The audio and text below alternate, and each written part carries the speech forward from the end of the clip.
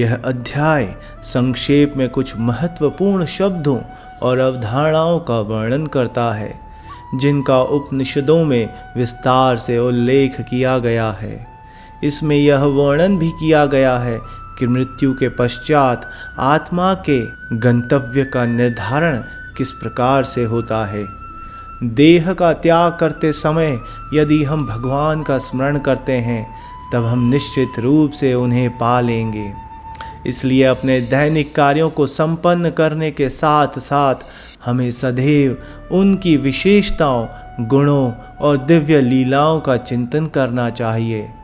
जब हम अनन्य भक्ति से अपने मन को भगवान में पूर्णतया तल्लीन कर लेते हैं तब हम भौतिक आयामों से परे आध्यात्मिक क्षेत्र में प्रवेश करते हैं। तत्पश्चात इस अध्याय में भौतिक क्षेत्र में स्थित कुछ लोगों की चर्चा की गई है।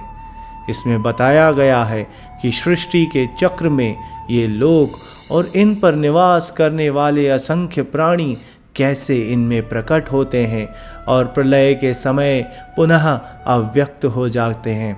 किंतु इस व्यक्त और अव्यक्त सृष्टि से परे भगवान का दिव्य लोक है।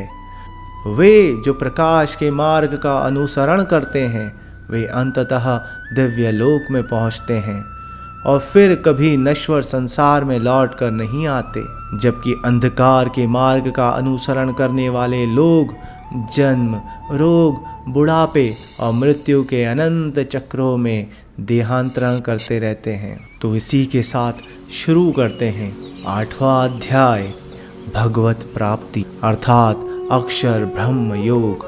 अर्जुन ने कहा, हे भगवान, हे पुरुषोत्तम, ब्रह्म क्या है, आत्मा क्या है, सकाम कर्म क्या है, यह भौतिक जगत क्या है तथा देवता क्या है, कृपा करके यह सब मुझे बताइए। हे मधुसूदन, यज्ञ का स्वामी कौन है और वह शरीर में कैसे रहता है और मृत्यु के समय भक्ति में लगे रहने वाले आपको कैसे जान पाते हैं। भगवान ने कहा, अविनाशी और दिव्य जीव ब्रह्म कहलाता है और उसका नित्य स्वभाव आध्यात्म या आत्म कहलाता है। जीवों के भौतिक शरीर से संबंधित गतिविधि कर्म या सकाम कर्म कहलाती हैं। हे देहधारियों में श्रेष्ठ, निरंतर परिवर्तनशील यह भौतिक प्रकृति अधिभूत कहलाती है। भगवान का विराट रूप जिसमें सूर्य तथा चंद्र जैसे समस्त देवता सम्मिलित हैं अधिदेव कहलाता है तथा प्रत्येक देहधारी के हृदय में परमात्मा स्वरूप स्थित मैं परमेश्वर अधिज्ञ कहलाता हूँ। और जीवन के अंत में जो केवल मेरा स्मरण करते हुए शरीर का त्याग करता है वह तुरंत मेरे स्वभाव को प्राप्त करता है, इसमें रंच मात्र भी संदेह नहीं है। हे कुंती पुत्र, शरीर त्यागते समय मनुष्य जिस जिस भाव का स्मरण करता है वह उस भाव को निश्चित रूप से प्राप्त होता है। अतएव हे अर्जुन, तुम्हें सदैव कृष्ण रूप में मेरा चिंतन करना चाहिए और साथ ही युद्ध करने के कर्तव्य को भी पूरा करना चाहिए। अपने कर्मों को मुझे समर्पित करके तथा अपने मन एवं बुद्धि को मुझ में स्थिर करके तुम निश्चित रूप से मुझे प्राप्त कर सकोगे। हे पार्थ, जो व्यक्ति मेरा स्मरण करने में अपना मन निरंतर लगाए रखकर अविचलित भाव से भगवान के रूप में मेरा ध्यान करता है वह मुझको अवश्य ही प्राप्त होता है। मनुष्य को चाहिए कि परम पुरुष का ध्यान सर्वज्ञ, पुरातन, नियंता, लघुतम से भी लघुतर, प्रत्येक का पालन करता, समस्त भौतिक बुद्धि से परे, अचिंत्य तथा नित्य पुरुष के रूप में करे। वह सूर्य की भांति तेजवान है और इस भौतिक प्रकृति से परे दिव्य रूप है। मृत्यु के समय जो व्यक्ति अपने प्राण को बोहों के मध्य स्थिर कर लेता है और योग शक्ति द्वारा अविचलित मन से पूर्ण भक्ति के साथ परमेश्वर के स्मरण में अपने को लगाता है वह निश्चित रूप से भगवान को प्राप्त होता है।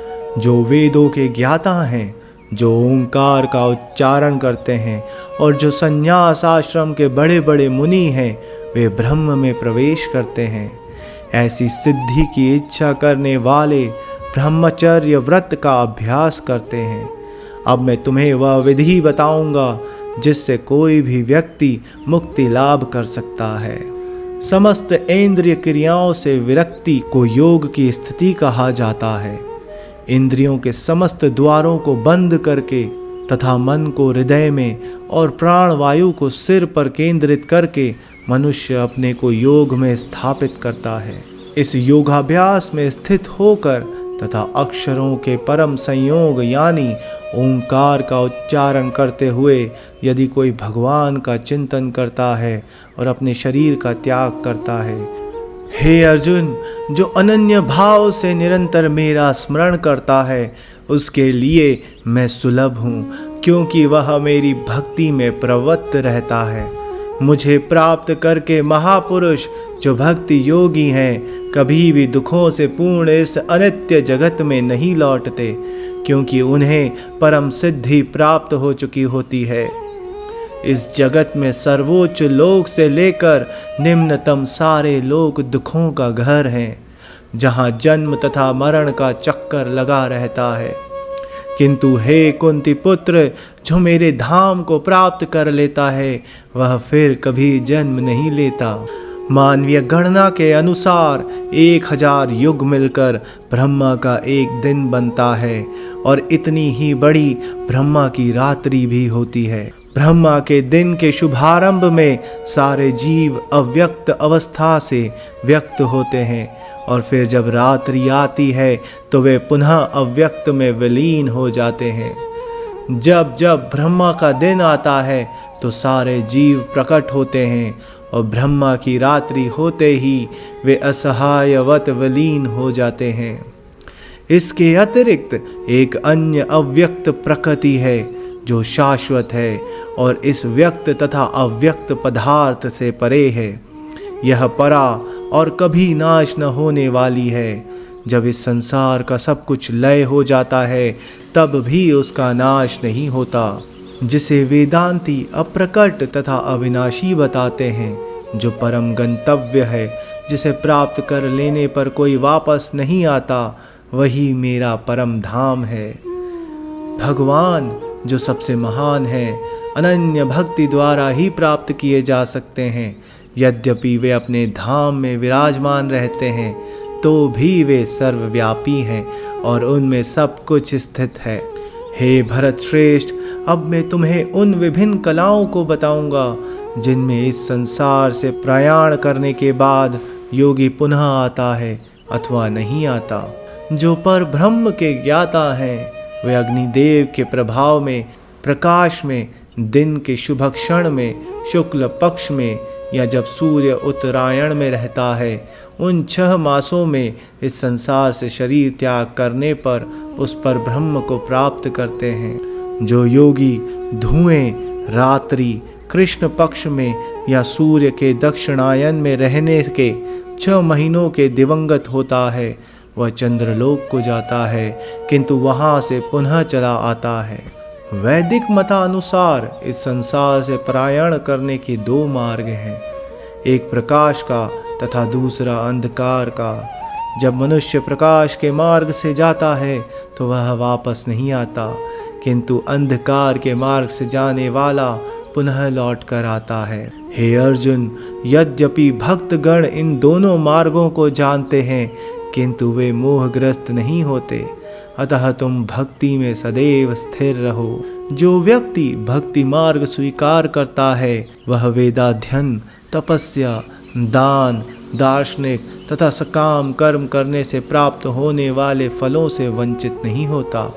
वह मात्र भक्ति संपन्न करके इन समस्त फलों की प्राप्ति करता है और अंत में परम नित्य धाम को प्राप्त होता है।